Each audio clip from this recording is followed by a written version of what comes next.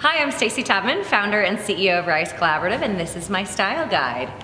So my backstory was, I was actually a high school math teacher. I would never predict that we'd be sitting in Rise Collaborative Denver 5 years ago. I am a big old math nerd at heart. So I thought I wanted to be a high school principal by the time I was 28. Got my master's in administration right out of college, and I interned, I don't know about you guys, but me at 24, I really knew how to be an adult, let alone a principal, let alone tell teachers double my age how to be a good teacher. So needless to say, that didn't go so great.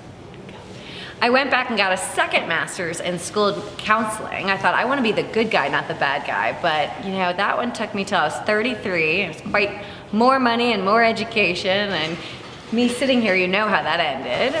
You know, in a school setting, I didn't get to do what I thought it was gonna be like. I just wanted to interact with those kids and help them to dream and achieve big. And so life has a pretty funny way of sending you loud messages. A young woman at my school actually committed suicide on July 4th, 2012, and for me, that was just a tipping point. Enough's enough. High school is really tough, both for boys and girls, but I don't want to deal with the boy problems. I don't get those as well. So in January of 2013, I started a tutoring coaching company for high school girls, and it was called Girls Dreaming Big, and I just gave it a try. I had no idea what I was doing. I have no business background, but you know, I had my target market right in front of me. I would stand up and teach math, and then I'd sit down and look at these high school girls and say, what can I create for you? And thankfully I had enough success by the end of that year that I decided to leave teaching and really give it a go. And it sounds amazing, but you know, I crashed and burned come that summer. I took for granted how much my classroom and my peers really were why I was successful.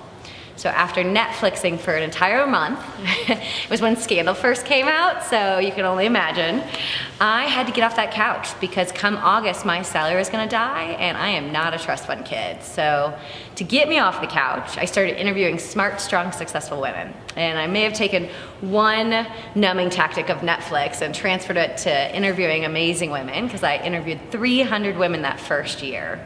And it was incredible, it was inspiring, and it was so neat to see how these women achieved what they did. After interviewing 300 women, it was amazing to see and hear their stories, and what I found were there were three patterns that came from that. One, the women really care about giving back to the next generation, just like me. And sometimes it's hard to find those opportunities, or they just don't work for your busy schedule. I solved that.